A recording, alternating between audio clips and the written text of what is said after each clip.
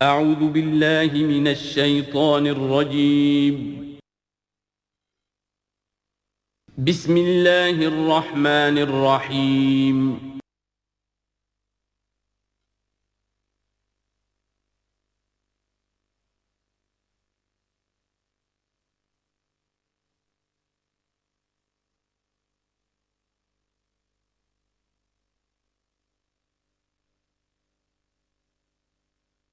نحمده ونصلي على رسوله الكريم اما بعد فاعوذ بالله من الشيطان الرجيم بسم الله الرحمن الرحيم يا ايها الذين امنوا اتقوا الله حق تقاته ولا تموتن الا وانتم مسلمون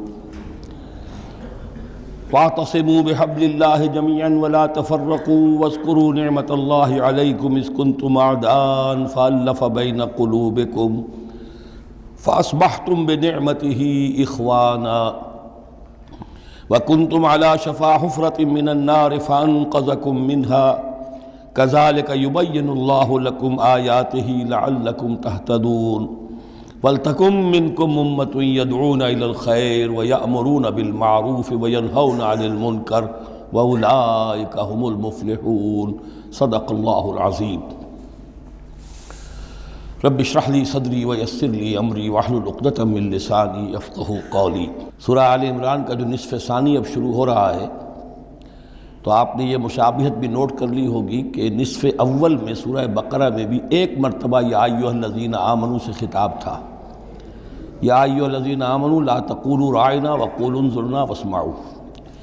اسی طرح سورہ آل عمران کے نصف اول میں بھی ایک آیت وہ اوپر آ چکی ہے کہ یا ایھا الذین آمنوا ان تطیعوا فریقا من الذین اوتوا الکتاب یردوکم بعد ایمانکم کافرین۔ لیکن اصل خطاب جو ہے مسلمانوں سے شروع ہو رہا ہے وہ 11ویں رکوع سے، اور یہاں پر اصل میں ایک سہ نکاتی لائحہ عمل دیا جا رہا ہے امت کو۔ ظاہر بات ہے کہ یہ امت اب ہمیشہ قائم رہنے والی ہے قیامت تک، اور اس میں زوال بھی آئے گا، اور اللہ تعالیٰ لوگوں باہمت لوگوں کو بھی پیدا کرے گا، اولو العزم لوگوں کو پیدا کرے گا، جیسا کہ ہمیں معلوم ہے مجددین امت اٹھتے رہے ہر صدی کے اندر۔ لیکن جب بھی کوئی کام دین کی تجدید کا ہو، دین کو اثر نو تازہ کرنے کی کوشش ہو، دین کو قائم کرنے کی جد و جہد ہو، تو اس کا ایک لائحہ عمل ہوگا۔ وہ لائحہ عمل ہے جو ان 3 آیات میں جو ابھی میں نے آپ کو پڑھ کر سنائی ہیں نہایت جامعیت کے ساتھ سامنے آیا ہے۔ اور یہ حسن اتفاق ہے کہ یہ 3 آیات ہیں، جیسے سورۃ العصر 3 آیات ہیں، ایسے یہ 3 آیات ہیں نہایت جامع۔ اس میں پہلا نقطہ کیا ہے؟ جب بھی کوئی کام کرنا ہے سب سے پہلے افراد کی شخصیت سازی، کردار سازی۔ یا ایھا الذین آمنوا اتقوا اللہ حق تقاتہ، اہل ایمان اللہ کا تقوی اختیار کرو جتنا کہ اس کے تقوی کا حق ہے۔ وَلَا تَمُوتُنَّ إِلَّا وَأَنْتُمْ مُسْلِمُونَ، اور دیکھنا ہرگز موت نہ آنے پائے مگر فرما برداری کی حالت میں۔ یہ سب سے گاڑھی آیت ہے قرآن مجید میں تقوی کی تلقین کے لیے۔ اللہ کا حق جتنا ہے اتنا تقوی۔ اس پر صحابہ گھبرا گئے کہ یا رسول اللہ، اللہ کا حق کون ادا کر سکتا ہے؟ پھر جب آیت اتری ہے سورہ تغابن کی کہ فاتقوا اللہ ما استطعتم، اپنی امکانی حد تک تقوی اختیار کرو، تب ان کی جان میں جان آئی۔ ساتھ ہی ہے کہ مت مرنا مگر حالت فرما برداری میں۔ کیا معنی ہے؟ کوئی پتہ نہیں کس لمحے موت آ جائے، کوئی لمحہ نافرمانی میں نہ گزرے، مبادا موت کا ہاتھ اسی وقت آ کر تمہیں دبوچ لے۔ اس طرح کی شخصیتیں اگر پہلے نہ بنی ہوں تو کوئی کام نہیں ہو سکتا۔ پہلے کردار سازی افراد کی۔ اب جب یہ کردار سازی ہو، دوسرا مرحلہ کیا ہے؟ وَاعْتَصِمُوا بِحَبْلِ اللَّهِ جَمِيعًا وَلَا تَفَرَّقُوا، ایک اجتماعیت اختیار کرو، اللہ کی رسی کو مضبوطی سے تھام لو، مل جل کر، اور تفرقے میں مت پڑو۔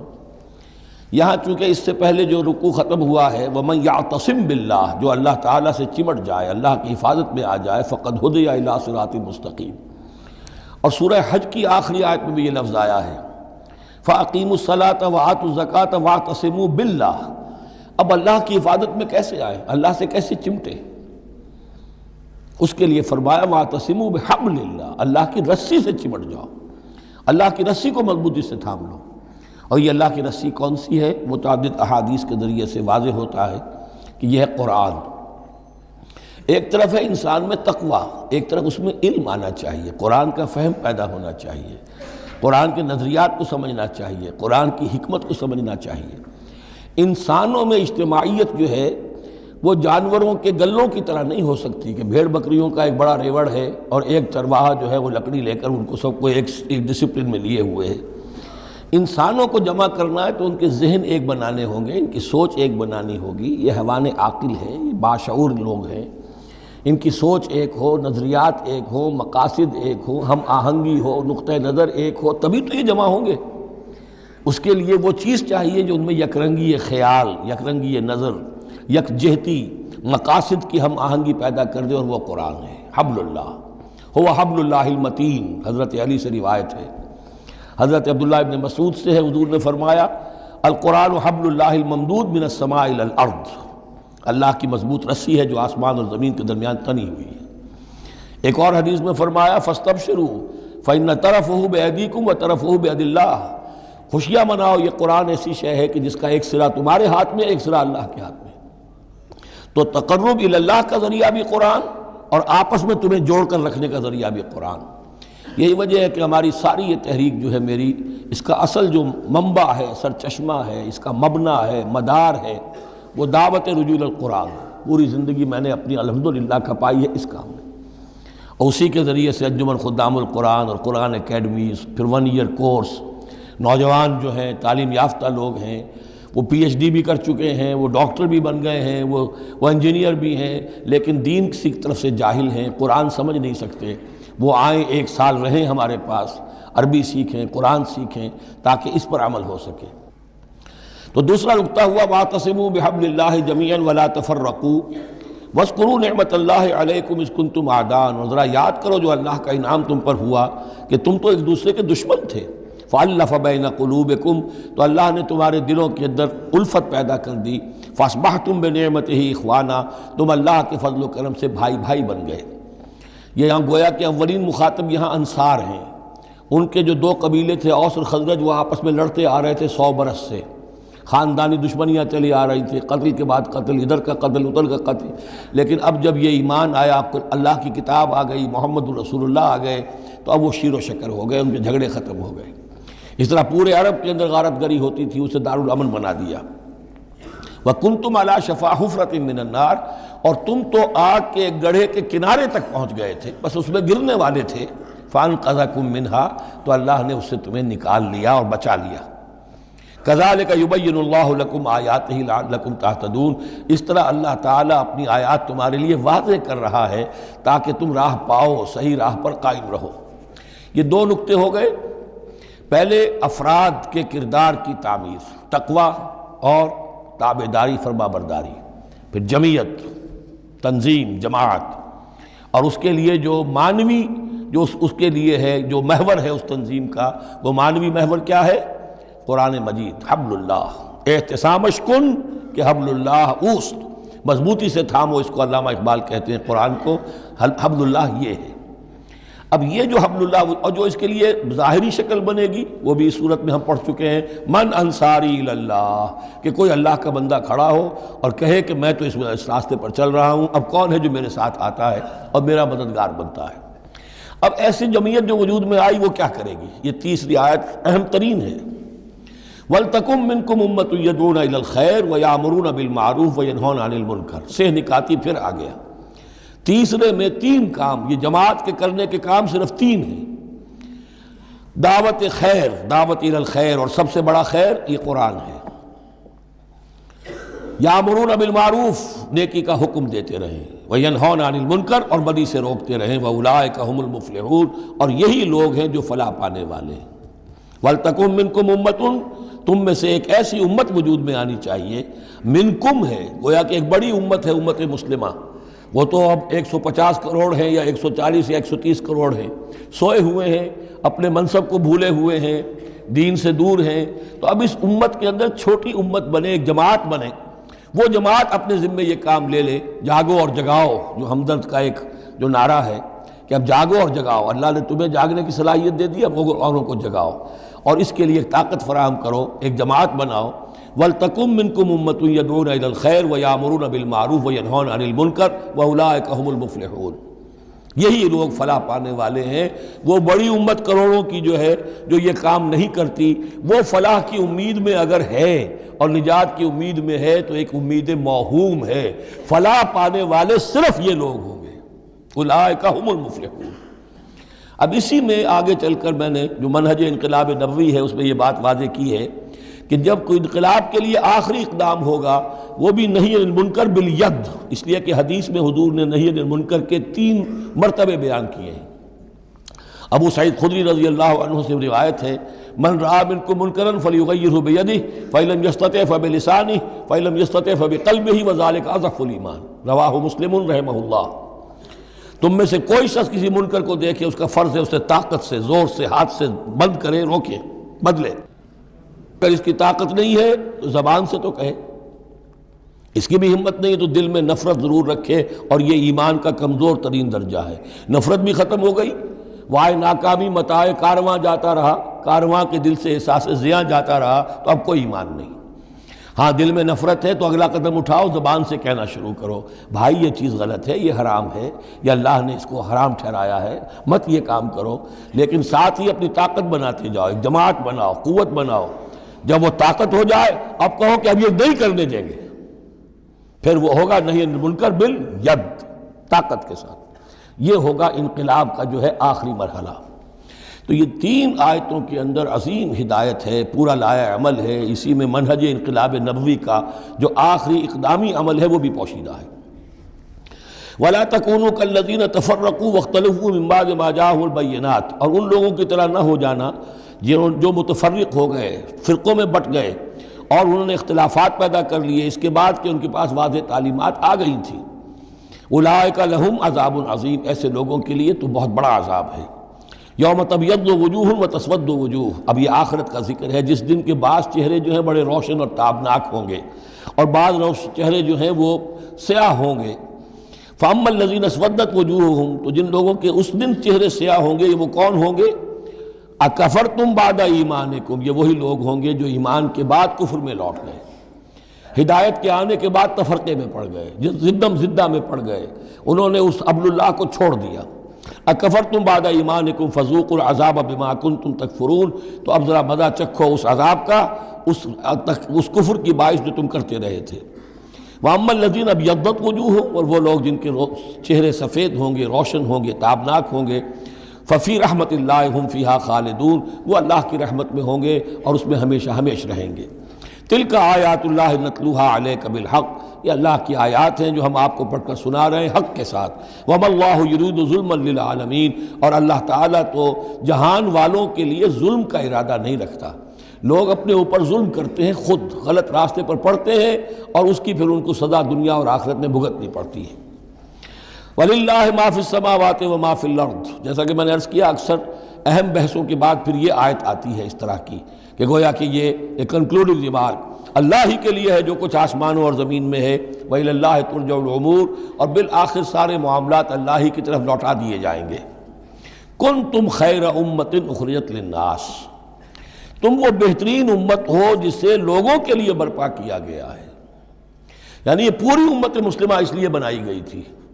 یہ دوسری بات ہے امت مسلمہ بھول جائے، جب بھول جائے تو پھر جو بھی ان میں سے جاگے وہ دوسروں کو جگا کر اس امہ ودن امہ، اس امت کے اندر اندر جماعت، پارٹی ودن پارٹی، امہ ودن امہ بنائیں اور وہ کام کریں جو اوپر ہے۔ لیکن حقیقت میں تو اس امت مسلمہ کا ایز سچ مجموعی طور پر فرض منصبی یہی ہے۔ کنتم خیر امت، دیکھیے یہ اس آیت کو رکھیے اب سورہ بقرہ میں جو آیت تھی، وَكَذَلِكَ جَعَلْنَاكُمْ أُمَّةً وَسَطًا لِتَكُونُوا شُهَدَاءَ عَلَى النَّاسِ وَيَكُونَ الرَّسُولُ عَلَيْكُمْ شَهِيدًا، اسی کے ہم وزن یہ آیت ہے سورہ آل عمران کی، کنتم خیر امت اخرجت للناس، تم بہترین امت ہو جسے لوگوں کے لیے نکالا گیا ہے۔ دنیا کی اور قومیں اپنے لیے زندہ رہتی ہیں، اپنی ترقی، اپنی بہتری، اپنی بہبود، اپنی دنیا میں عزت، اپنے دائرے کو بڑھانا، لیکن مسلمان کو جینا ہے، ہم تو جیتے ہیں کہ دنیا میں تیرا نام رہے، کہیں ممکن ہے کہ ساقی نہ رہے، جام رہے، زیادہ سے زیادہ لوگوں کو ہدایت کی طرف بلانا، لوگوں کو جہنم کی آگ سے بچانے کی کوشش کرنا، تمہیں جینا ہے ان کے لیے، وہ جیتے ہیں اپنے لیے۔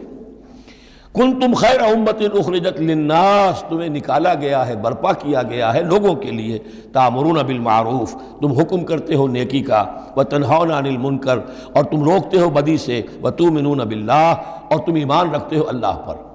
یہ کیفیت تھی پوری امت مسلمہ کی حضور کے وقت، اور وہ جو پہلے بتایا گیا ہے وہ اس وقت کے لیے ہے جب کہ امت سو گئی ہو، امت بھول گئی ہو اپنے مقصد وجود کو۔ تو ظاہر بات ہے جن کو ہوش آ جائے وہ لوگوں کو جگائیں اور ایک نئی جمعیت فراہم کریں۔ وَلَوْ آمَنَ أَهْلُ الْكِتَابِ لَكَانَ خَيْرًا لَهُمْ، اگر یہ اہل کتاب ایمان لے آتے تو یہ ان کے حق میں بہت بہتر تھا۔ مِنْهُمُ الْمُؤْمِنُونَ، ان میں ہے کچھ لوگ جو ایمان والے ہیں، یعنی ان میں سے مراد وہ بھی ہو سکتے ہیں جو اس وقت تک یہودیوں میں سے یا نصرانیوں میں سے ایمان لا چکے تھے، اور یہ بھی ہو سکتا ہے جن کے اندر پوٹینشلی ایمان تھا اور کچھ عرصے کے بعد کہا جا رہا کہ وہ ایمان لے آئیں گے۔ وَأَكْثَرُهُمُ الْفَاسِقُونَ، لیکن ان کی اکثریت جو ہے اب وہ فاسقوں اور نافرمانوں پر مشتمل ہے۔ وہی معاملہ جو امت مسلمہ کا آج ہو چکا ہے، اکثریت کا حال کیا ہے وہ دیکھ لیجیے آپ۔ لَن يَضُرُّوكُمْ إِلَّا أَذًى، اے مسلمانوں یہ تمہیں نقصان نہیں پہنچا سکیں گے مگر کچھ تھوڑی سی کوفت، بہرحال تمہارے لیے کوفت کا سبب تو بنتے رہیں گے، لیکن یہ تمہیں کوئی ضرر بالفعل پہنچا نہیں سکیں گے۔ وَإِن يُقَاتِلُوكُمْ يُوَلُّوكُمُ الْأَدْبَارَ، اور اگر یہ کہیں تم سے جنگ کریں گے تو پیٹھ دکھا دیں گے، ان میں جرأت نہیں ہے، ان بزدل ہیں، یہ تمہارا مقابلہ نہیں کر سکیں گے۔ ثُمَّ لَا يُنصَرُونَ، پھر ان کی مدد نہیں کی جائے گی۔ ضُرِبَتْ عَلَيْهِمُ الذِّلَّةُ، اب وہ آیت آ گئی سورہ بقرہ کے وہ جو 7ویں رکوع کے آخر میں آئی تھی، بس تھوڑا سا ترتیب کا فرق ہے۔ ضُرِبَتْ عَلَيْهِمُ الذِّلَّةُ أَيْنَمَا ثُقِفُوا، ان کے اوپر ذلت تھوپ دی گئی ہے، مسلط کر دی گئی ہے جہاں بھی پائے جائیں، إِلَّا بِحَبْلٍ مِّنَ اللَّهِ وَحَبْلٍ مِّنَ النَّاسِ، سوائے یہ کہ اللہ کا کوئی سہارا انہیں ہو، کسی وقت اللہ انہیں سہارا دے دے، یا ان کا سہارا بن جائیں لوگ، جیسے آج پوری عیسائی دنیا ان کا سہارا بنی ہوئی ہے۔ اسرائیل قائم ہے تو اپنے بل پر نہیں، پوری عیسائی دنیا کی سپورٹ پر قائم ہے۔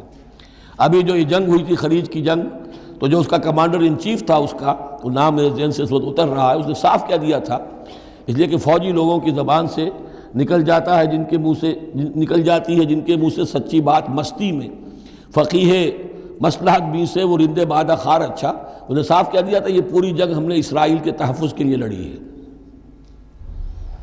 کس قدر خونریزی ہوئی ہے، صرف اسرائیل کا تحفظ پیش نظر تھا، تو یہ ساری سپورٹ ان کی ہے۔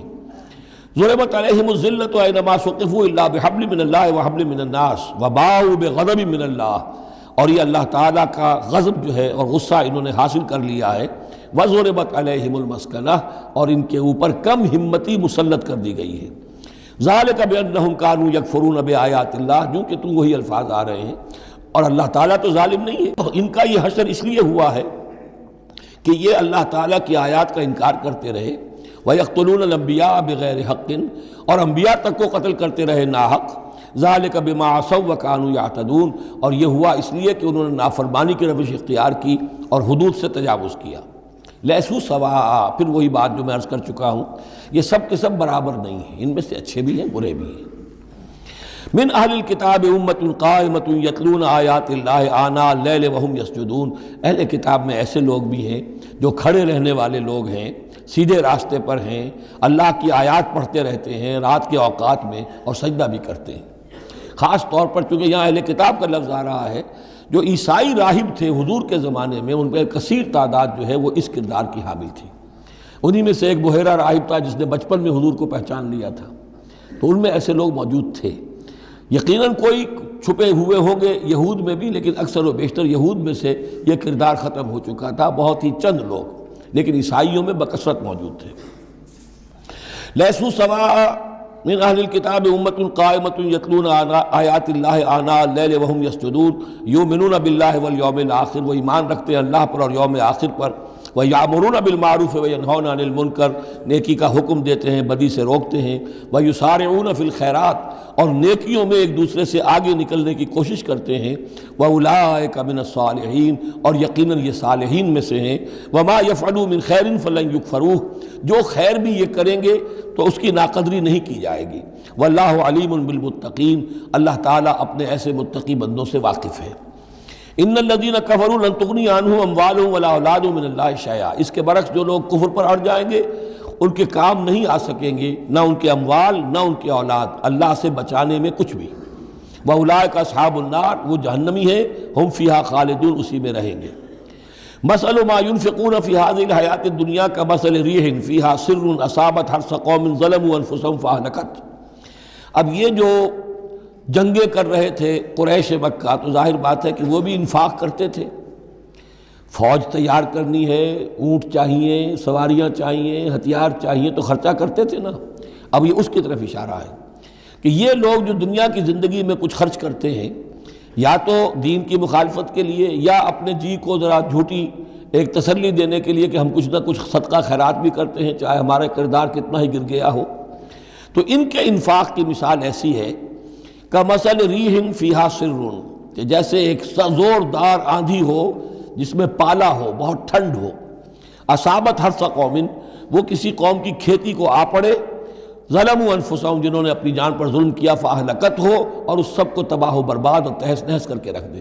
یعنی ان کی یہ نیکیاں، ان کا یہ انفاق، ان کی یہ جد و جہد، یہ سب کی سب بالکل ضائع ہو جانے والی ہیں، ہبط ہو جانے والی نیکیاں اور ضائع جانے والی ان کی ساری مساعی اور دوڑ دھوپ۔ وما ظلمہم اللہ ولکن انفسہم یظلمون، اور انہوں نے، ان پر اللہ نے کوئی ظلم نہیں کیا، بلکہ وہ اپنی جانوں پر خود ظلم ڈھا رہے ہیں۔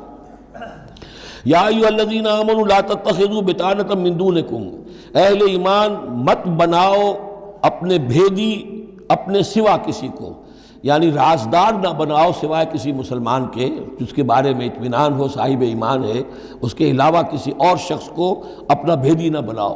چونکہ یہ مدینے میں رہتے تھے بہت عرصے سے، ان کی دوستیاں تھیں یہودیوں کی، اور ادھر جو ہے یہ اوس اور خزرج کے لوگوں کی، وہ دوستیاں ہیں، پس منظر ہے، پرانے تعلقات ہیں، روابط ہیں، اس کی وجہ سے وہ بسا اوقات جو راز کی باتیں ہوتی تھی وہ بھی بیچارے سادہ لوح مسلمان اپنی نیکی کے اندر، سادگی میں، وہ بھی ان کو بتا دیتے تھے۔ لا تتخذوا بطانۃ من دونکم لا یعلونکم خبالا، وہ تمہارے لیے کسی خرابی میں کوئی کسر نہیں چھوڑتے۔ ودوا ما عنتم، انہیں پسند ہے وہ چیز جو تمہیں تکلیف میں ڈالے، مشقت میں ڈالے۔ قد بدت البغضاء من افواہہم، ان کی جو دشمنی ہے تم سے وہ ان کے منہوں سے بھی ظاہر ہو چکی ہے، ان کا کلام ایسا ہوتا ہے، آتش برساتے ہیں زبان سے۔ وما تخفی صدورہم اکبر، اور جو کچھ زبان سے ظاہر ہوتا ہے وہ تو پھر بھی کم ہے، ان کے دلوں کے اندر جو آگ بھڑک رہی ہے دشمنی کی اور حسد کی، وہ اس سے کہیں بڑھ کر ہے۔ قد بینا لکم الآیات ان کنتم تعقلون، ہم نے تمہارے لیے اپنی آیات کو واضح کر دیا ہے اگر تم عقل سے کام لو، یعنی باز آ جاؤ، اپنے اس طرز عمل کو دیکھو۔ ہاں انتم اولئک تحبونہم، تمہارا حال تو یہ کہ تم ان سے محبت کرتے ہو، شرافت ہے تمہاری، سادہ لوحی ہے، پرانے تعلقات ہیں، ان تعلقات کو تم نبھانا چاہتے ہو۔ ولا یحبونکم، لیکن جان لو وہ تم سے محبت نہیں کرتے۔ وتؤمنون بالکتاب کلہ، اور تمہاری شان یہ کہ تم پوری کتاب کو مانتے ہو، تم تورات کو بھی مانتے ہو، انجیل کو بھی مانتے ہو۔ یہ نصیبا من التوراۃ آیا تھا نا، نصیبا من الکتاب، کتاب ہی کا ایک حصہ تھا تورات، کتاب ہی کا ایک حصہ اللہ تعالیٰ کی اس قدیم کتاب جو ام الکتاب میں سے ہی پھر یہ انجیل آئی ہے، اسی ام الکتاب سے پھر قرآن مجید کامل آیا ہے۔ تو تم تو مانتے ہو پوری کتاب کو۔ وَإِذَا لَقُوكُمْ قَالُوا آمَنَّا، اور جب یہ تم سے ملتے ہیں تو کہتے ہیں جی ہم بھی مومن ہیں، ہم بھی مانتے ہیں، بات ٹھیک ہے آپ کی۔ وَإِذَا خَلَوْا، جب وہ علیحدگی میں ہوتے ہیں، خلوت میں ہوتے ہیں، عَضُّوا عَلَيْكُمُ الْأَنَامِنَ مِنَ الْغَيْظِ، تو اب تم پر غصے کی وجہ سے اپنی انگلیاں چباتے ہیں۔ عَضَّ يَعُضُّ، انگلیاں کاٹنا، غصے کہ اب کچھ پیش نہیں جا رہی، اور اسلام کا جو ہے معاملہ اور آگے سے آگے بڑھتا جا رہا ہے، لیکن یہ کہ اس کے غصے میں پیچ و تاب کھاتے ہیں، اپنی انگلیاں چباتے ہیں۔ قل موتوا بغیظکم، ان سے کہو کہ مرو اپنے اس غصے میں، غم میں، اپنے جذبات میں۔ ان اللہ علیم بذات الصدور، یقیناً اللہ تعالیٰ جو کچھ سینوں کے اندر مضمر ہے اس سے بھی واقف ہے۔ ان تمسسکم حسنۃ تسؤہم، اگر تمہیں اے مسلمانوں کوئی بھلائی پہنچ جائے، کوئی خیر ہو جائے، تمہیں کہیں فتح نصیب ہو جائے، انہیں بری لگتی ہے۔ وَإِن تُصِبْكُمْ سَیِّئَةٌ یفرحوا بِہَا، اور اگر تمہیں کوئی تکلیف پہنچے، کہیں کوئی زخم پہنچ جائے، کوئی عارضی طور پر شکست کہیں ہو جائے، جیسے احد میں ہو گئی تھی، تو بڑے خوش ہوتے ہیں، شادیانے بجاتے ہیں۔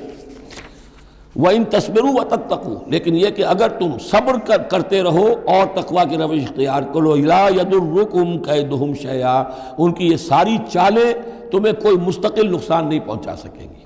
لیکن یہ کہ صبر اور تقویٰ، یہ دو چیزیں، وَاسْتَعِینُوا بِالصَّبْرِ وَالصَّلَاةِ، وہی صلاۃ جو ہے اس کی جگہ یہاں لفظ تقویٰ آ گیا ہے کہ یہ تم اگر کرتے رہو گے تو پھر یہ کہ ان کی ساری سازشیں ناکام ہوں گی بالآخر۔ ان اللہ بما یعملون محیط، جو کچھ یہ کر رہے ہیں اللہ اس کا احاطہ کیے ہوئے ہے. یہ اللہ کے اس دائرے سے جو اللہ نے ایک حد کھینچی ہوئی ہے اس سے آگے نہیں نکل سکتے، بس اس کے اندر اچھل کود کر رہے ہیں. جو بھی ان کی سازشیں ہیں وہ ہو رہی ہیں، لیکن یہ کہ اللہ تمہیں ضمانت دے رہا ہے کہ کوئی مستقل تمہیں نقصان یہ نہیں پہنچا سکیں گے. اب یہاں سے 6 رکوع، میں نے عرض کیا تھا کہ نصف ثانی کو 3 حصوں میں تقسیم سمجھیے. پہلے 2 رکوع مکمل ہو گئے، 11واں اور 12واں. اب 6 رکوع مسلسل چلیں گے غزوہ احد کے حالات پر. پہلے وہ غزوہ سمجھ لیجئے کہ تھا کیا. غزوہ بدر کا چونکہ تذکرہ ہوگا وہ تو سورہ انفال میں ہم پڑھیں گے. ترتیب مصحف اور ہے، زمانی ترتیب نہیں ہے، ترتیب نزولی نہیں ہے. غزوہ بدر میں مسلمانوں کو بہت زبردست اللہ نے فتح دی. کفار مکہ کو بڑی زک پہنچی. 70 بڑے تقریباً سارے ان کے بڑے سردار مارے گئے. ان کے اندر اب جو جلن تھی اور غصہ تھا، اور عرب کا یہ مزاج تھا کہ بدلہ لینا ہے، لہذا 1 سال کے اندر انہوں نے پوری تیاری کی. تمام جو بھی کر سکتے تھے ساز و سامان جمع کیا، 3000 کا لشکر لے کر. اور اب ابو سفیان، ابو جہل تو مارا جا چکا تھا، وہ تھا سردار جو کہ بدر میں آیا تھا فوج لے کر. اب ابو سفیان جو ہیں وہ چونکہ بعد میں ایمان لے آئے، ان کے نام کو تو ہم ادب کے ساتھ ہی لیں گے. اب وہ سردار تھے اس وقت، اور وہ 3000 کا لشکر لے کر آئے. اور اس دفعہ وہ اتنا اہتمام کر کے آئے تھے کہ ہماری فتح یقینی ہے. اپنے بچوں کو، خاص طور پہ خواتین کو بھی ساتھ لے کر آئے تاکہ ہمارے اندر غیرت رہے کہ ہماری عورتیں بھی ساتھ ہیں. اگر کہیں میدان سے ہمارے قدم اکھڑ گئے تو ہماری عورتیں جو ہیں وہ قبضے میں چلی جائیں گی مسلمانوں کے. تو ہند جو تھی، اس کی بیوی، ابو سفیان کی بیوی ہند، وہ بھی ایمان لے آئی بعد میں. لیکن عتبہ کی بیٹی تھی، اس کا باپ اور بھائی عتبہ ابن ربیعہ، اور چچا اس کا اور بھائی، یہ 3 جو ہیں بدر میں قتل ہو چکے تھے، مسلمانوں کے ہاتھوں واسر جہنم ہو چکے تھے. تو ہند کے سینے کے اندر بھی انتقام کی آگ تھی. باقی تو یہ کہ کوئی گھر بچا ہی نہیں تھا مکے کا جن کا کوئی نہ کوئی آدمی مارا نہ گیا، اور 70 آدمی مارے گئے تھے. اب یہ جب لوگ آئے ہیں تو ادھر حضور نے مشورہ کیا صحابہ سے کہ کیا کرنا چاہیے. لشکر آ گیا 3000 کا. کچھ لوگوں نے کہا کہ ٹھیک ہے، کھل کر مقابلہ کریں گے، ڈٹ کر مقابلہ کریں گے، چلیں گے میدان میں. حضور کا اپنا رجحان ادھر تھا کہ یہ صورتحال ایسی ہے کہ ہم اگر مدینے میں محصور رہ کر مقابلہ کریں تو بہتر ہے. لیکن جو لوگ بدر کے بعد ایمان لائے تھے، ایک تو ان کا جوش و خروش تھا، ان کا ہمیں تو شہادت چاہیے، ہمیں آخر اس موت سے کیا ڈر ہے، شہادت ہے مطلوب و مقصود مومن، نہ مال غنیمت نہ کشور کشائی. تو حضور نے ان کا لحاظ کرتے ہوئے آپ نے فیصلہ کر دیا ٹھیک ہے ہم میدان میں جائیں گے، کھل کر مقابلہ کریں گے. اس پر جب وہ مقابلے میں پہنچ گئے ہیں، آپ لے کر گئے تھے 1000 آدمی باہر. جب آمنا سامنا ہوا ہے تو وہاں عبداللہ ابن ابی یہ کہہ کر اپنے 300 آدمیوں کو لے کے واپس آ گیا. اتفاقاً اس کی رائے بھی یہ تھی کہ کھلے میدان میں جنگ مت کرو، بلکہ یہ کہ محصور ہو کر. جو حضور کی رائے تھی وہی اس کی بھی تھی اس وقت. لیکن اس وقت وہ یہ کہہ کر کہ جب ہماری بات نہیں مانی جاتی تو ہم خواہ کیوں اپنی جانیں جو ہے جوکھوں میں ڈالیں. وہ 300 آدمی لے گیا تو رہ گئے صرف 700. ان 700 میں سے بھی 2 گھرانے ایسے تھے، بنو حارثہ بنو سلمہ، ان کے قدم بھی تھوڑی دیر کے لیے ڈگمگائے. لیکن پھر ان کو اللہ تعالیٰ نے حوصلہ دیا اور وہ جم گئے. وہ 300 چلے گئے. اس کے بعد اللہ نے وعدہ کیا ہوا تھا مدد کا، جنگ ہوئی، مدد آئی اور اللہ نے فتح دے دی. لیکن وہ ایک درہ تھا مسلمانوں کی پشت پر پہاڑ میں. حضور کو اندیشہ تھا کہ ایسا نہ ہو کہ وہاں سے ہم پر حملہ ہو جائے تو 2 طرف سے ہم چکی کے پاٹ کے درمیان، 2 پاٹوں کے درمیان آ جائیں. وہاں 50 تیر انداز آپ نے مقرر کر دیے تھے کہ یہاں سے مت ہلنا، چاہے تم یہ دیکھو کہ ہم سب مارے گئے اور ہمارے گوشت جو ہے وہ کوے اور چیلیں کھا رہے ہیں، تب بھی تم نے نہیں ہلنا یہاں سے. لیکن جب مسلمانوں کو فتح ہو گئی وہاں اختلاف ہو گیا کہ حضور نے جو فرمایا تھا وہ شکست کے سلسلے میں تھا. اب تو فتح ہو گئی ہے، چلو اب چل کے مال غنیمت جمع کرنے میں باقی تم لوگوں کا ساتھ دو. جو وہاں کے لوکل کمانڈر تھے وہ منع کرتے رہے کہ ہرگز مت ہلو، حضور کا حکم یاد رکھو. وہ تعویل کر چکے تھے حضرت حضور کے حکم کی. 35 چلے گئے، 15 رہ گئے. خالد ابن ولید اس وقت جو تھے، کیولری جو تھی، جو گھڑ سوار تھے ان کے جو ہے کمانڈر خالد ابن ولید تھے، ایمان نہیں لائے تھے ابھی. ان کی عقابی نگاہ نے دیکھ لیا کہ وہ درہ خالی ہے، تو ادھر تو شکست ہو رہی ہے. وہ اپنا 100 گھوڑوں کا جتنا بھی گھوڑے تھے ان کا لے کر پورا کا پورا رسالہ، اور وہ پیچھے سے آ کر حملہ کیا اور وہ فتح شکست میں بدل گئی. 70 صحابہ شہید ہو گئے، حضور بھی زخمی ہو گئے، دندان مبارک شہید ہوئے. خون اتنا گیا کہ یہ بھی مشہور ہو گیا، چونکہ بے ہوشی طاری ہو گئی تھی کہ حضور کا انتقال ہو گیا ہے. لیکن پھر یہ ہے کہ ہمت کر کے لوگوں جمع ہوئے، حضور نے لوگوں کو پکارا، پھر آپ نے یہ فیصلہ کیا کہ پہاڑ پر چڑھ کر اور وہاں پر اس وقت بچاؤ کر لیا جائے، تو تمام مسلمان پہاڑ پر چڑھ گئے۔ اب موقع یہ تھا ان کے لیے، ابو سفیان اور دوسری طرف جو یہ ان کے ساتھی جو کیولری کے سردار تھے خالد بن ولید، ان میں اختلاف ہو گیا۔ خالد بن ولید کا کہنا یہ تھا کہ ان کا پیچھا کرو اور ختم کر کے ہی چلو، یہاں سے پہاڑ پر چڑھو۔ ابو سفیان نے کہا نہیں، یہ بہت خطرے کی بات ہے، وہ اونچائی پر ہے، اوپر سے پتھر پھینکیں گے اور ہمارے گھوڑوں کا بھی نقصان ہوگا، ہمارا بھی ہوگا، اب ہم نے بدر کا بدلہ لے لیا ہے، اب ہم چلتے ہیں۔ وہ وہاں سے چلے گئے۔ بہرحال یہ ہے پورا سلسلہ کہ جس کے اب واقعات اس میں آئیں گے، تو ایک سکیچ میں نے آپ کے سامنے رکھ دیا ہے۔ وَإِذْ غَدَوْتَ مِنْ أَهْلِكَ تُبَوِّئُ الْمُؤْمِنِينَ مَقَاعِدَ لِلْقِتَالِ، اور یاد کریے اے نبی صلی اللہ علیہ وسلم، جب کہ آپ صبح کو اپنے گھر سے نکلے تھے، اپنے حضرت عائشہ صدیقہ کے حجرے سے آپ برآمد ہوئے تھے، تُبَوِّئُ الْمُؤْمِنِينَ، اور آپ لوگوں کو مقاعد للقتال، آپ لوگوں کو ان کے مورچوں میں بٹھا رہے تھے، یعنی آپ جب صف بندی کر رہے تھے وہاں اور مورچے معین کر رہے تھے۔ واللہ سمیع علیم، اللہ سب کچھ سننے والا اور جاننے والا ہے۔ اذ ہمت طائفتان منکم ان تفشلا، جبکہ دو گروہ تم میں سے ایسے تھے اے مسلمانوں کہ وہ کچھ کمزوری انہوں نے دکھائی، نامردی کا مظاہرہ کیا، ان کے پاؤں لڑکھڑائے۔ واللہ ولیہما، حالانکہ اللہ تعالیٰ ان کا پشت پناہ تھا۔ وعلی اللہ فلیتوکل المؤمنون، اور اللہ تعالیٰ پر ہی توکل کرنا چاہیے اہل ایمان کو۔ جیسا کہ میں نے عرض کیا، یہ بنو حارثہ بنو سلمہ انصار کے دو گھرانے تھے، عارضی سی ان کے اندر کمزوری آئی، بر بنائے تب بشری، لیکن پھر وہ جم گئے۔ لیکن ان کی جو ہے ذکر قرآن میں کر دیا گیا، اور وہ اس پر فخر کرتے تھے کہ ہم وہ لوگ ہیں کہ جن کا ذکر اللہ نے قرآن میں کیا ہے، واللہ ولیہما، کیونکہ پھر وہ عارضی سی جو ان پر آئی تھی کمزوری، وہ رفع ہو گئی۔ اور آپ غور کریں گے کہ وہ جو بدبخت تھے 300 جو چلے گئے عین میدان جنگ سے، ان کا ذکر بھی اللہ نہیں کر رہا ہے یہاں پر، گویا کہ وہ اس لائق بھی نہیں ہے کہ ان کا ذکر کیا جائے۔ انڈائریکٹلی اس کا ذکر آخر میں آئے گا، ورنہ شروع میں نہیں۔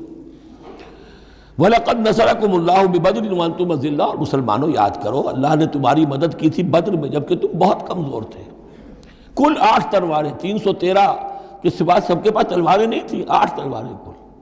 200 کا 100 گھوڑے کا رسالہ لے کر آئے تھے بدر میں بھی، ادھر 2 گھوڑے تھے صرف، ادھر 700 اونٹ تھے، ادھر 70 اونٹ تھے۔ یہ کوئی 313 کے مقابلے میں 1000، تو اللہ نے تمہاری مدد کی تھی۔ وَلَقَدْ نَصَرَكُمُ اللَّهُ بِبَدْرٍ وَأَنْتُمْ أَذِلَّةٌ، تم بہت کمزور تھے اس وقت۔ فَاتَّقُوا اللَّهَ لَعَلَّكُمْ تَشْكُرُونَ، تو اللہ کا تقوی اختیار کرو تاکہ تم اللہ کا صحیح معنی میں شکر ادا کر سکو۔ اِذْ تَقُولُ لِلْمُؤْمِنِينَ، اے نبی جب کہ آپ کہہ رہے تھے اہل ایمان سے، أَلَنْ يَكْفِيَكُمْ، کیا تمہارے لیے یہ کافی نہیں ہے، أَن يُمِدَّكُمْ رَبُّكُمْ بِثَلَاثَةِ آلَافٍ مِّنَ الْمَلَائِكَةِ مُنزَلِينَ، کہ اللہ تعالیٰ تمہاری مدد کرے 3000 فرشتوں سے کہ جو آئیں اترنے والے ہیں آسمان سے، یعنی 3000 کا لشکر آیا ہے۔ تو اے مسلمانوں میں تمہیں خوشخبری دیتا ہوں، اللہ تعالیٰ 3000 فرشتے تمہاری مدد کو بھیجے گا۔ بلا، حضور نے اللہ تعالیٰ کی طرف سے آ رہا، یہ بات تو حضور نے فرمائی تھی، اللہ تعالیٰ نے حضور کی اس دعا، گویا کہ دعا کہہ لیجئے یا جو بھی آپ نے پیشن گوئی کی، ایک طرح کا استدعا بھی ہو سکتی تھی کہ اللہ سے اس طریقے سے آپ یہ استدعا کر رہے ہوں، تو فوراً اس کی منظوری کا اعلان ہو گیا، بلا کیوں نہیں۔ ان تصبروا وتتقوا، مسلمانوں اگر تم صبر کرو گے اور تقوی کی روش پر رہو گے، وَيَأْتُوكُم مِّن فَوْرِهِمْ هَٰذَا، اور اگر وہ فوری طور پر تم پر حملہ آور ہو جائے دشمن، يُمْدِدْكُمْ رَبُّكُمْ بِخَمْسَةِ آلَافٍ، تو اللہ تو تمہاری مدد کرے گا تمہارا پروردگار 3000 نہیں 5000 فرشتوں کے ذریعے سے، مصوبین جو نشان زدہ گھوڑوں کے اوپر آئیں گے۔ لیکن اس کے ساتھ دیکھیے وَمَا جَعَلَهُ اللَّهُ إِلَّا بُشْرَىٰ لَكُمْ، لیکن یہ سب بھی اللہ تعالیٰ کی طرف سے ایک بشارت کے طور پر تمہیں بتا دیا گیا، وَلِتَطْمَئِنَّ قُلُوبُكُمْ بِهِ، اور تاکہ تمہارے دل مطمئن ہو جائیں۔ وَمَا النَّصْرُ إِلَّا مِنْ عِنْدِ اللَّهِ، مدد تو ہوتی ہی اللہ کی طرف سے ہے، فرشتوں کا بھیجنا بھی ضروری نہیں ہے، اللہ فرشتوں کو بھیجے بغیر مدد کر سکتا ہے، کن فیکون کی شان رکھتا ہے۔ لیکن تمہاری طبع بشری کے حوالے سے تمہیں یہ خبر دی گئی ہے کہ 3000 کی اگر دشمن سامنے ہے تو تمہیں 3 نہیں 5000، اگر وہ فوری طور پر آگے حملہ آور ہو گئے تو 5000 تمہیں فرشتے بھیج دیں گے۔ لِيَقْطَعَ طَرَفًا مِّنَ الَّذِينَ كَفَرُوا، یہ اللہ تعالیٰ چاہتا ہے کہ یہ کافروں کا ایک بازو کاٹ دے، او یکبتہم، یا ان کو ذلیل کر دے، فینقلبوا خائبین، تاکہ پھر وہ لوٹ جائیں بہت ہی خائب و خاسر ہو کر، ناکام ہو کر۔ اب یہ گفتگو ذہن میں رکھیے، ترتیب جو ہے وہ نہیں ہے۔ پہلے جو ذکر ہو رہا ہے وہ تو آپ میدان جنگ میں پہنچ چکے تھے، یہ ذکر ہو رہا ہے اس سے پہلے کا، جب خبریں پہنچی ہوں گی کہ 3000 کا لشکر آ رہا ہے، اس وقت جو گفتگو ہوئی ہے۔ اب اس جنگ کے دوران جو بھی کچھ مسلمانوں سے خطائیں ہوئیں، غلطیاں ہوئیں، ان کی طرف بھی اشارہ ہے۔ اس میں بعض ایک معاملہ ایسا بھی ہوا جو حضور سے بھی خطا کا ایک معاملہ ہوا، اس کے اوپر بھی گرفت ہے، بلکہ سب سے پہلے حضور والے معاملے کو لیا جا رہا ہے۔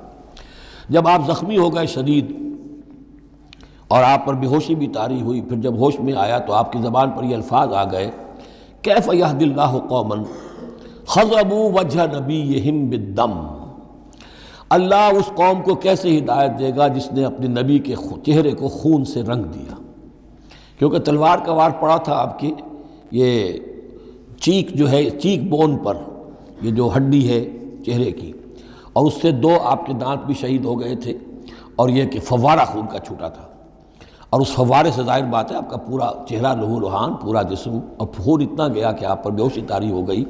کیف یہدی اللہ قوما، اللہ کیسے ہدایت دے گا اس قوم کو، خضبوا جنہوں نے رنگ دیا، وجہ نبیہم اپنے نبی کے چہرے کو، بالدم خون سے، اس پر گرفت ہو رہی ہے۔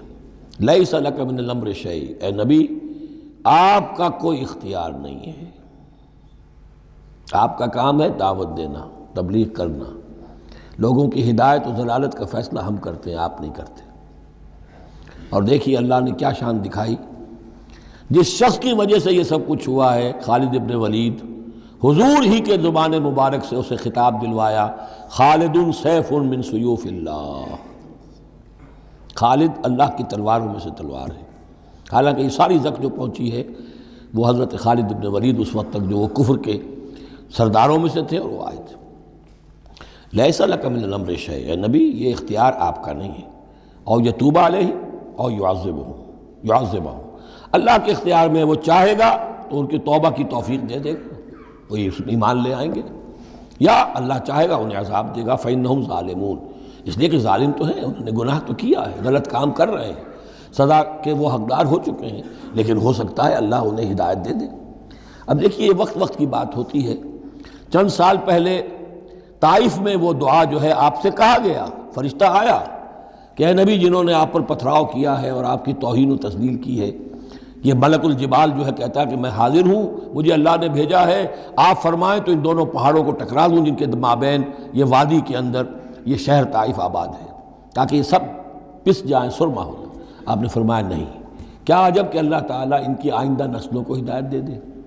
لیکن اب یہ مرحلہ کچھ ایسا تھا کہ زبان مبارک سے وہ جملہ نکل گیا۔ یہ بھی ہو سکتا ہے کچھ چونکہ بے ہوشی سے ایک دم اٹھے ہیں تو اس وقت شاید پوری طریقے سے آپ جو ہے اپنے پوری طرح اپنے حواس جو ہے ابھی بحال نہیں ہوئے تھے اور یہ الفاظ نکل گئے۔ لیکن اللہ تعالیٰ کا معاملہ یہ الرب رب وَإِن تنزل والعبد عبد وَإِن ترقى، بندہ بندہ ہی رہتا ہے چاہے کتنا ہی بلند ہو جائے، اور رب رب ہی ہے چاہے کتنا ہی نزول فرما لے۔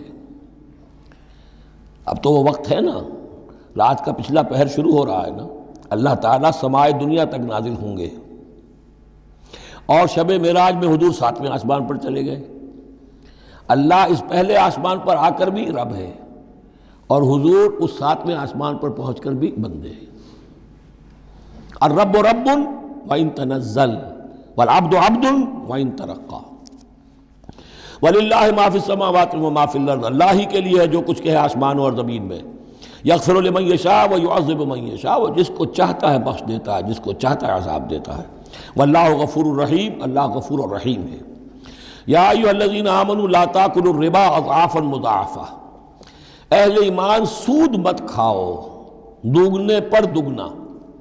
یہ جو کمپاؤنڈ انٹرسٹ ہے، بڑھتا چڑھتا رہتا ہے، یہ اصل میں پہلی آیت جو ہے سود کی حرمت میں وہ یہ ہے۔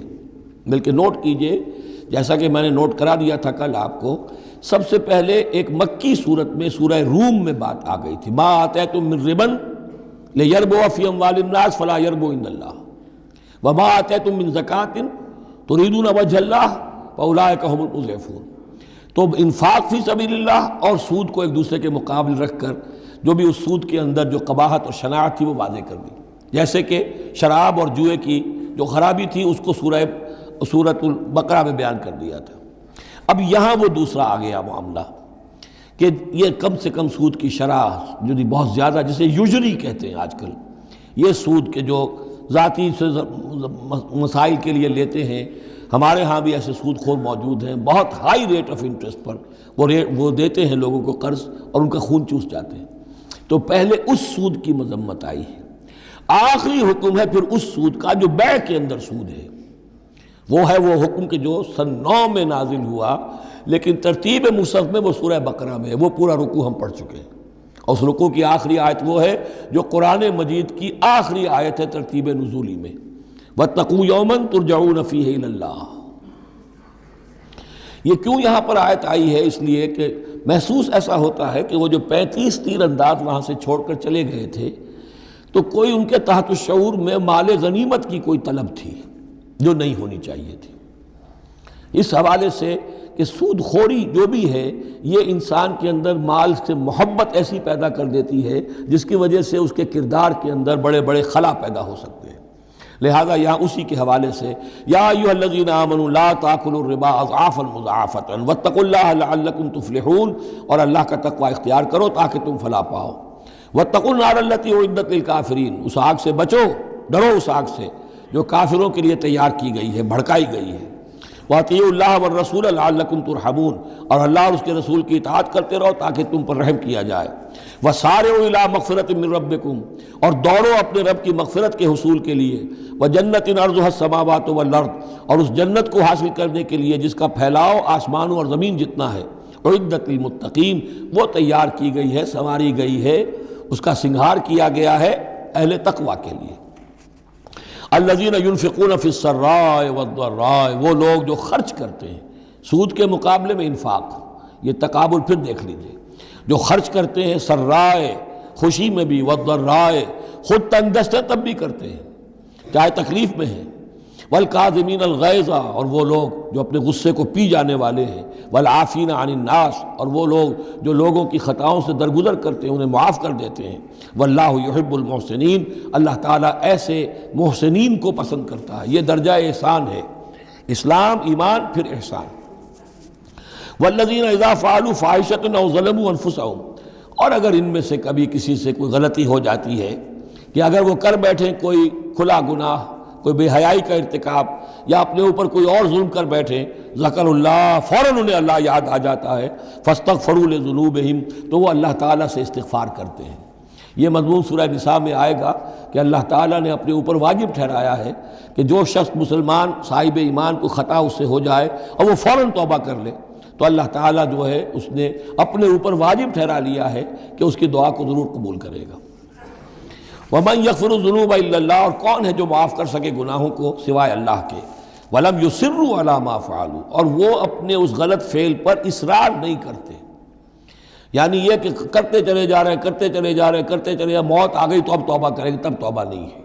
ایک خطا ہو گئی، جذبات میں ہو گئی، بھول میں ہو گئی، فوراً ہوش آیا، فوراً جو ہے گڑ گڑائے، فوراً توبہ کی، عزم مصمم کیا اللہ دوبارہ نہیں کروں گا، پوری پشیمانی کے ساتھ اللہ کی جناب میں اپنے پورے صمیم قلب کے ساتھ توبہ کی، اللہ اس توبہ کی قبول کرنے کی ضمانت دیتا ہے۔ اولئک جزاؤہم مغفرۃ من ربہم، یہ وہ لوگ ہیں کہ جن کا بدلہ ہے ان کے رب کی طرف سے مغفرت، وجنات تجری من تحتہا الانہار خالدین فیہا، اور وہ باغات کے جن کے نیچے یا جن کے دامن میں ندیاں بہتی ہوں گی اور وہ اس میں ہمیشہ ہمیش رہیں گے۔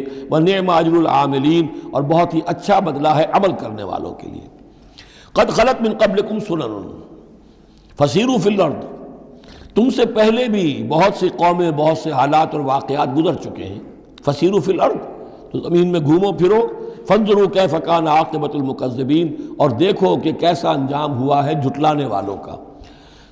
جب ان کے قریش کے قافلے جاتے تھے وہ شام کی طرف، تو راستے میں تو جو قوم سمود کا مسکن بھی آتا تھا، وہ بستیاں بھی آتی تھیں جن میں کبھی حضرت لوط نے تبلیغ کی تھی، ان کے جو کھنڈرات تھے، تو یاد کرو کہ ان کے ساتھ کیا کچھ ہوا ہے۔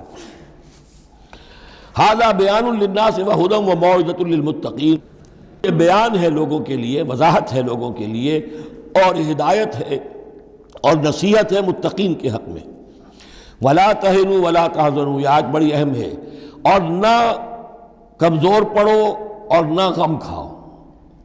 وَأَنْتُمُ الْأَعْلَوْنَ إِن كُنتُم مُؤْمِنِينَ، ہمارا پختہ وعدہ تمہارے ساتھ یہ ہے کہ تم ہی سربلند ہوگے، آخری فتح تمہاری ہوگی، تم ہی سب سے اونچے ہوگے بشرطے کہ تم مومن ہوئے۔ اور اس آیت کا میں حوالہ دیا کرتا ہوں، آج دنیا میں ہم ذلیل ہیں، اعلیٰ تو نہیں ہیں، بلند تو نہیں ہیں، نتیجہ کیا نکلتا ہے؟ ایمان نہیں ہے ہمارے اندر، ایک عقیدہ ہے، موروثی عقیدہ ہے، ایمان، یقین والا ایمان، burning faith, living faith, conviction, وہ کہاں ہے؟ یا پھر قرآن اللہ کا کہنا جھوٹ ہے، انتم الاعلون ان کنتم مؤمنین۔ ہو نہیں سکتا کہ امت کے اندر ایمان موجود ہو اور پھر وہ دنیا میں ذلیل و خوار ہو۔ ان یمسسکم قرح فقد مس القوم قرح مثلہ۔ اب ظاہر بات ہے کہ اتنی بڑی جو ایک چوٹ پہنچی تھی، 70 صحابہ شہید ہو گئے، اس میں حضرت حمزہ بھی ہے، مصعب بن عمیر بھی ہیں، انصار کا کوئی گھرانہ نہیں تھا۔ واپس جب آئے ہیں حضور صلی اللہ علیہ وسلم اور مسلمان، تو ہر گھر میں کوہرام مچا ہوا۔ اس وقت تک میت پر بین کرنے کی بھی ممانعت نہیں ہوئی تھی، تو عورتیں جو ہیں وہ مرثیے کہہ رہی تھیں، بین کر رہی تھیں، ماتم کر رہی تھیں۔ اس حال میں خود حضور صلی اللہ علیہ وسلم کی زبان مبارک سے الفاظ نکل گئے، اما حمزہ تو فلا بواکی لہو، ہائے حمزہ کے لیے تو کوئی رونے والی بھی نہیں، کیونکہ حمزہ کی کون یہاں خواتین ہیں رشتہ دار؟ حمزہ تو مہاجر تھے۔ انصار کے گھرانے میں جو خواتین ہیں وہ تو اپنے اپنے مردوں کی، اپنے اپنے شہیدوں کی، مقتولوں کی جو ہے وہ کر رہی ہیں، بیان کر رہی ہیں۔ اس پر پھر انصار نے جا کر اپنے گھروں سے خواتین کو حضرت صفیہ کے گھر بھیجا، حضرت حمزہ کی ہمشیرہ، کہ وہاں جا کر تعزیت کرو۔ تو بہرحال دکھ تو محمد کو بھی پہنچا ہے صلی اللہ علیہ وسلم، آخر یہ حساس دل تھا آپ کا، پتھر کا کوئی ٹکڑا تو نہیں تھا سینے کے اندر، جو بھی زخم پہنچی ہے۔ یہاں اللہ تعالیٰ اہل ایمان کی دلجوئی کے لیے کہہ رہا ہے کہ اتنے غمگین نہ ہو، اتنے ملول نہ ہو، اتنے دل گرفتہ نہ ہو۔ ان یمسسکم قرح، اگر تمہیں کوئی چرکا لگا ہے اب، فقد مس القوم قرح مثلہ، تو تمہارے دشمن کو اس جیسا ہی چرکا لگ چکا ہے کہ نہیں؟ 1 سال پہلے ان کے 70 مارے گئے تھے کہ نہیں؟ وَتِلْكَ الْأَيَّامُ نُدَاوِلُهَا بَيْنَ النَّاسِ، اور یہ تو دن ہیں جن کو ہم لوگوں میں الٹ پھیر کرتے رہتے ہیں، اونچ نیچ، ایک سی کیفیت ہم نہیں رکھتے۔ وَلِيَعْلَمَ اللَّهُ الَّذِينَ آمَنُوا، اور یہ اس لیے ہوتا ہے کہ اللہ دیکھ لے کہ کون حقیقتاً مومن ہے، اس لیے کہ امتحان نہ آئے، آزمائش نہ آئے، تکلیف نہ آئے، قربانی نہ دینی پڑے، کوئی زک نہ پہنچے، تو سبھی مومن ہے۔ پھر تو پتہ چلتا ہے کہ کون ثابت قدم رہا، کس نے اپنا سب کچھ لگا دیا، کس نے صبر کیا۔ تو اللہ تعالیٰ جاننا چاہتا ہے، دیکھنا چاہتا ہے۔ وَلِيَعْلَمَ اللَّهُ الَّذِينَ آمَنُوا وَيَتَّخِذَ مِنكُمْ شُهَدَاءَ، اللہ چاہتا ہے تم میں سے کچھ کو مقام شہادت عطا کرے، اپنی گواہی کے لیے قبول کر لے انہیں۔ وَاللَّهُ لَا يُحِبُّ الظَّالِمِينَ، اللہ ظالموں کو پسند نہیں کرتا۔ اگر تمہیں تکلیف پہنچی اس کا یہ مطلب نہیں ہے کہ اللہ تعالیٰ نے کفار کی مدد کی ہے، کفار کو پسند کیا، معاذ اللہ۔ وَلِيُمَحِّصَ اللَّهُ الَّذِينَ آمَنُوا وَيَمْحَقَ الْكَافِرِينَ، اور یہ اس لیے ہوا ہے کہ اللہ تعالیٰ اہل ایمان کو بالکل پاک کر دے۔ یعنی تمہارے ہاں اب خاص طور پر جو انصار مدینہ ہیں، جو ابھی ایمان لائے ہیں، ان میں کچھ کچے بھی ہیں، پکے بھی ہیں۔ اللہ چاہتا ہے کہ وہ پوری طریقے سے پک بھی جائیں، اور اگر کوئی کچا ہی رہنا ہے تو وہ کٹ بھی جائے، تاکہ جماعت کی بحثیت مجبوری جو ہے اس کی قوت کو ضعف نہ پہنچے۔ تو پاک کر لینا، تمحیص، بحث و تمحیص میں یہ لفظ ہم استعمال کرتے ہیں۔ بحث کہتے ہیں کھریدنے کو، جیسے جانور جو ہے، کوا جو ہے زمین کو کھریدے گا، پھر جو اسے نظر آئے گا کوئی دانہ ہے یا کوئی کنکر ہے تو علیحدہ کرے گا، اور دانے کو کھائے گا، کنکر کو چھوڑ دے گا۔ تو بحث ہے کھریدنا، اور تمحیص ہے جدا کر دینا۔ جو اس کے لیے ایٹیبل ہے، جس کو کھانے کا اس کے لیے ہے صحیح، اس کو لے لے گا۔ تو اللہ تعالیٰ بھی تمہارے اندر جو گڑمٹ ہو گئے ہیں، کچھ مومن صادق بھی ہیں، کچھ منافق بھی ہیں، کچھ پختہ ایمان والے بھی ہیں، کچھ کمزور ایمان والے بھی ہیں، تو یہ تمحیص کی ہے اللہ نے، دکھا دیا یہ 300 اور یہ عبداللہ ابن ابی یہ منافق ہیں، تمہیں نظر آ گیا نہیں؟ ورنہ کیسے نظر میں آتا؟ وَلِيُمَحِّصَ اللَّهُ الَّذِينَ آمَنُوا، تاکہ اللہ تعالیٰ اہل ایمان کو بالکل خالص کر دے، وَيَمْحَقَ الْكَافِرِينَ، اور کافروں کو مٹا دے۔ ام حسبتم ان تدخلوا الجنہ، اب یہ آیت تقریباً وہی ہے وہ جو اس سے پہلے ہم پڑھ چکے ہیں، نوٹ کر لیجئے، وہاں وہ آیت نمبر 142 تھی، 214، اور یہاں 142 ہے، ڈیجٹس وہی ہیں، آگے پیچھے ان کی ترتیب بدلی ہوئی ہے۔ اور جمع کریں گے تو 7 کا ہندسہ بنے گا۔ آیت نمبر 214 تھی، ام حسبتم ان تدخلوا الجنہ ولما یاتکم مثل الذین خلوا من قبلکم مستهم الباساء والضراء وزلزلوا حتى يقول الرسول والذین آمنوا معه متى نصر اللہ الا ان نصر اللہ قریب۔ وہی ہے آیت اب یہ، ام حسبتم ان تدخلوا الجنہ، کیا تم نے سمجھا تھا کہ جنت میں داخل ہو جاؤ گے؟ وَلَمَّا يَعْلَمِ اللَّهُ الَّذِينَ جَاهَدُوا مِنْكُمْ، ابھی تو اللہ نے دیکھا ہی نہیں ہے تم میں سے کون واقعتاً جہاد کرنے والے ہیں، ابھی تو امتحان ہے، ابھی اس کے امتحان اور بھی ہیں، ابھی تو تمہارے لیے بڑی سے بڑی منزلیں، کڑی سے کڑی منزلیں آنے والی ہیں۔ وَلَمَّا يَعْلَمِ اللَّهُ الَّذِينَ جَاهَدُوا مِنْكُمْ وَيَعْلَمَ الصَّابِرِينَ، اور ابھی تو اللہ تعالیٰ نے دیکھا ہی نہیں ہے کہ کون ہے تمہارے اندر جو واقعتاً اللہ کی راہ میں صبر اور استقامت کا ثبوت دیتے ہیں۔ وَلَقَدْ كُنْتُمْ تَمَنَّوْنَ الْمَوْتَ مِنْ قَبْلِ أَنْ تَلْقَوْهُ، اور تمہارا حال یہ ہے کہ تم موت کی تمنا کرتے تھے اس سے پہلے کہ وہ ان سے ملاقات ہوئی۔ یہ وہ جو نئے لوگ ایمان لائے تھے اور نوجوان تھے، ان کا تھا ہمیں تو شہادت چاہیے اور ہم تو کھلے میدان میں جائیں گے، یہ اب ان کے اوپر تھوڑا سا تبصرہ ہو رہا ہے کہ اس وقت تو شہادت کا بڑا ذوق و شوق جو ہے اور جوش جہاد اور ذوق شہادت کا اظہار ہو رہا تھا، اب تم نے موت دیکھ لی ہے نا، تو یہ ہے موت اتنی اچھی چیز نہیں ہے، موت اتنی آسانی سے انسان اسے قبول نہیں کرتا۔ وَلَقَدْ كُنْتُمْ تَمَنَّوْنَ الْمَوْتَ مِنْ قَبْلِ أَنْ تَلْقَوْهُ، تم تمنائے کرتے تھے موت کی، شہادت کی، اس سے پہلے کہ اس سے ملاقات ہوتی۔ فَقَدْ رَأَيْتُمُوهُ وَأَنْتُمْ تَنْظُرُونَ، تو اب تم نے اسے دیکھ لیا ہے اپنی آنکھوں سے، نگاہوں سے موت نکلی ہے۔ وَمَا مُحَمَّدٌ إِلَّا رَسُولٌ، اسی میں ایک دفعہ یہ بھی ہو گیا تھا کہ کچھ لوگوں نے یہ کہا کہ جب محمد کا انتقال ہو گیا تو اب کس لیے جنگ کرنی ہے؟ حضرت عمر بھی ہیں ان میں سے، جب خبر یہ اڑ گئی کہ حضور فوت ہو گئے، انہوں نے تلوار پھیر دی بیٹھ گئے، اب کس کے لیے جنگ کرنی؟ تو اس میں کہا گیا کہ یہ تو تمہارا غلط رویہ ہے، گرفت ہو رہی ہے، ہر ایک کے اوپر گرفت ہوگی، پہلی گرفت محمد پر ہو گئی صلی اللہ علیہ وسلم، لیس لک من الامر شیء، تو حضرت عمر بہرحال حضور کے مقابلے میں تو کوئی حیثیت نہیں، ان پر بھی گرفت ہو رہی۔ وما محمد الا رسول، اور محمد کچھ نہیں ہے اس کے سوا کہ وہ اللہ کے رسول ہیں، وہ معبود تو نہیں ہے، تم ان کے لیے تو جہاد نہیں کر رہے، تم جہاد اللہ کے لیے کر رہے ہو، دین کا غلبہ جو ہے وہ اللہ کے دین کا غلبہ ہے، محمد کی حیثیت کیا ہے؟ وہ تو اللہ کے رسول ہیں۔ وما محمد الا رسول قد خلت من قبلہ الرسل، اور ان سے پہلے بہت سے رسول گزر چکے، افئن مات، تو اگر وہ ان کا انتقال ہو جائے، او قتلا، یا بالفرض وہ قتل ہو جائیں، انقلبتم علی اعقابکم، تو کیا تم اپنی ایڑیوں کے بل لوٹ جاؤ گے؟ یہی تمہارے دین اور ایمان کی حقیقت ہے۔ وَمَن يَنْقَلِبْ عَلَىٰ عَقِبَيْهِ فَلَن يَضُرَّ اللَّهَ شَيْئًا، اور جو کوئی بھی اپنی ایڑیوں کے بل لوٹ جائے گا وہ اللہ کو کوئی نقصان نہیں پہنچائے گا۔ وَسَيَجْزِي اللَّهُ الشَّاكِرِينَ، ہاں اللہ بدلہ دے گا شکر کرنے والوں کو۔ حضرت عمر چونکہ جذباتی انسان تھے، اس میں کوئی شک نہیں، تقریباً یہی کیفیت حضور کے انتقال پر پھر ہو گئی تھی ان کی، تلوار کھینچ کر بیٹھ گئے تھے، جو کہے گا محمد کا انتقال ہو گیا سر اڑا دوں گا اس کا۔ وہ تو پھر حضرت ابو بکر آئے، وہ یار غار، ثانی اسلام و غار و بدر و قبر، وہ آئے ہیں، اور ان کے لیے چونکہ رکاوٹ نہیں تھی، حضرت عمر تو اندر جا نہیں سکتے تھے، حضرت عائشہ کا حجرہ تھا، اب حضرت عائشہ بیٹی ہیں حضرت ابو بکر کی، وہ سیدھے گئے حجرے میں، جا کر چہرے مبارک پر چادر تھی ہٹائی اور آپ کی پیشانی کو بوسہ دیا اور کہا کہ اب دوبارہ موت آپ پر وارد نہیں ہوگی، اب تو حیات جاویدانی آپ کو حاصل ہو چکی۔ پھر باہر آ کر یہی آیت پڑھی، وما محمد الا رسول قد خلت من قبلہ الرسل افئن مات او قتل انقلبتم علی اعقابکم۔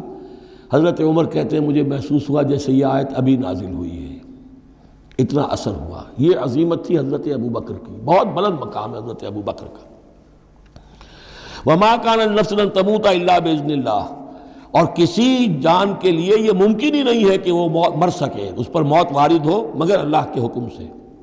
کتابا مؤجلا، وہ تو لکھی ہوئی شے ہے اجل معین کے ساتھ، ہر ایک کا وقت طے ہے۔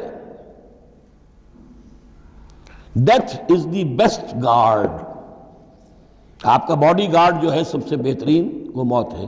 موت کا وقت جب ہے تبھی آئے گی، اس سے پہلے کوئی آپ کے لیے موت لا نہیں سکتا۔ لہذا سب سے بڑی حفاظت انسان کے لیے خود اس کی موت ہے۔ وما كان النفس ان تموت الا باذن الله كتابا مؤجلا ومن يريد ثواب الدنيا نؤته منها، جو کوئی دنیا کا اجر و ثواب چاہتا ہے ہم اسے دیتے ہیں، یہ سورہ بقرہ میں بھی ہم پڑھ چکے تھے حج کے ذکر میں۔ وَمَن يُرِدْ ثَوَابَ الْآخِرَةِ نُؤْتِهِ مِنْهَا، اور جو واقعتاً آخرت کا ثواب چاہتا ہے، بدلہ چاہتا ہے، جزا چاہتا ہے اپنے اعمال کی، ہم اس میں سے اس کو دیں گے۔ وَسَنَجْزِي الشَّاكِرِينَ، اور شکر کرنے والوں کو ہم جزا دیں گے۔ وَكَأَيٍّ مِّن نَبِيٍّ قَاتَلَ مَعَهُ رِبِّيُّونَ كَثِيرٌ، اور اے مسلمانوں یہ تمہارے ساتھ جو واقعہ پیش آیا ہے کوئی پہلا تو نہیں ہے، کتنے ہی نبی ایسے گزرے ہیں کہ ان کے ساتھ ہو کر ربیون، یہ ربی ربائی جو ان کا یہودیوں کے ہاں آج بھی لفظ چلتا ہے، ربانیون ربائز، ربی جو اللہ والے ہیں، اللہ کے ماننے اور چاہنے والے، اللہ کے متوالے، اللہ کے دیوانے۔ کائیم من نبی، کتنے ہی نبی گزرے ہیں، قاتل معاہو، ان کے ساتھ ہو کر جنگ کیا، ربیون نے، کثیر اللہ والوں نے، اللہ کے غلاموں نے، اللہ کے عاشقوں نے۔ فما وہنوا لما اصابہم فی سبیل اللہ، تو اللہ کی راہ میں جو بھی تکلیفیں ان پر آئیں اس میں انہوں نے جی نہیں ہارا۔ وما ضعفوا، نہ انہوں نے کمزوری دکھائی۔ وما استکانوا، نہ ہمت ہاری۔ واللہ یحب الصابرین، اور اللہ تعالیٰ کو ایسے صابروں ہی سے محبت ہے۔ تو اے مسلمانوں ان کا کردار اپناؤ اور دل گرفتہ نہ ہو۔ وما كان قولهم الا ان قالوا ربنا اغفر لنا ذنوبنا واسرافنا في امرنا، اور ان کا تو ہر مرحلے پر یہی قول ہوتا تھا کہ وہ دعا کرتے تھے، اے رب ہمارے بخش دے ہمیں ہمارے گناہ، واسرافنا في امرنا، اور اگر ہم سے اپنے کسی معاملے میں حد سے تجاوز ہو جائے، جیسے کچھ تجاوز ہو گیا حضور سے کہ آپ نے وہ الفاظ فرما دیے، کیف یہدی اللہ قوما خضبوا وجہ نبیہم بالدم، یا جیسے حضرت عمر سے ہو گیا کہ تلوار پھینک کر بیٹھ گئے۔ تو اے اللہ جو اسراف ہم سے ہو جائے، اسراف ہے کسی حد سے تجاوز کر جانا، جائز حد تک خرچ کرنا ٹھیک ہے، آپ اس میں آگے بڑھ جاتے ہیں وہ اسراف ہے۔ وَإِسْرَافَنَا فِي أَمْرِنَا، بخش دے جو بھی اسراف، جو بھی زیادتی ہم سے ہو گئی۔ وَثَبِّتْ أَقْدَامَنَا، اور ہمارے قدموں کو جما دے۔ وَانصُرْنَا عَلَى الْقَوْمِ الْكَافِرِينَ، اور ہماری مدد فرما کافروں کے مقابلے میں۔ یہی دعا تھی حضرت طالوت کے ساتھیوں کی، یہی دعا تھی جس پر ختم ہوئی وہ دعا کہ جو سورہ بقرہ کے اختتام پر آئی، فانصرنا علی الکافرین، وہی دعا یہاں بھی ہے۔ فآتاہم اللہ ثواب الدنیا وحسن ثواب الآخرہ، تو ان لوگوں کو اللہ تعالیٰ نے عطا فرمایا دنیا کا ثواب بھی، دنیا میں بھی سربلندی دی، فتوحات دی، وحسن ثواب الآخرہ، اور آخرت کے ثواب کا تو بہت ہی عمدہ حصہ ان کے لیے ہے۔ واللہ یحب المحسنین، اور اللہ تعالیٰ جو ہے ایسے محسنین کو پسند کرتا ہے۔ یا ایھا الذین آمنوا ان تطیعوا الذین کفروا یردوکم علی اعقابکم، اے اہل ایمان اگر تم ان لوگوں کا کہنا مانو گے جنہوں نے کفر کی روش اختیار کی ہے، وہ تمہیں تمہاری ایڑیوں کے بل واپس لے جائیں گے، فتنقلبوا خاسرین، اور پھر تم بالکل خسارے والے، تباہ اور برباد ہو جانے والے ہو جاؤ گے۔ بل اللہ مولاکم، تمہیں تو یہ سمجھنا چاہیے تمہارا مولا، مددگار، پشت پناہ، ساتھی، حمایتی اللہ ہے۔ وَهُوَ خَيْرُ النَّاصِرِينَ، اور وہی ہے کہ جو سب سے بڑھ کر مدد کرنے والا، سب سے اچھا مددگار ہے۔ سَنُلْقِي فِي قُلُوبِ الَّذِينَ كَفَرُوا الرُّعْبَ، ہم ان قریب کافروں کے دلوں میں رعب ڈال دیں گے، بِمَا أَشْرَكُوا بِاللَّهِ، اس سبب سے کہ انہوں نے شرک کیا اللہ کے ساتھ، مَا لَمْ يُنَزِّلْ بِهِ سُلْطَانًا، اور ایسی چیزوں کو شریک ٹھہرایا، ایسی ہستیوں کو یا چیزوں کو جس کے لیے اللہ تعالیٰ نے کوئی سند نہیں اتاری۔ وَمَأْوَاهُمُ النَّارُ وَبِئْسَ مَثْوَى الظَّالِمِينَ، اور اللہ ان کا ٹھکانہ جو ہے وہ جہنم ہے، اور بہت ہی برا ٹھکانہ ہے ظالموں کے لیے۔ یہ اصل میں اس آیت میں توجیہ ہو رہی ہے کہ وہ کیوں چلے گئے، جبکہ اس درجے ان کو یعنی کھلی فتح حاصل ہو چکی تھی، مسلمانوں کو ہزیمت ہو گئی، حضور اور صحابہ جو ہے انہوں نے پناہ لے لی ہے پہاڑ کے اوپر جا کر۔ خالد بن ولید کہہ بھی رہے ہیں کہ اس معاملے کو اب ختم کرنا چاہیے، روز روز کا ٹنٹا جو ہے وہ اب نہ رہے، لیکن ابو سفیان کے اندر دل میں کوئی ایسا رعب اللہ نے اس وقت ڈال دیا کہ وہاں سے وہ چلے گئے، ورنہ یہ کہ واقعتاً اس وقت صورتحال جو ہے مسلمانوں کے لیے بہت مخدوش ہو چکی تھی۔ بارک اللہ لی و لکم فی القرآن العظیم ونفعنی و ایاکم بالآیات والذکر الحکیم۔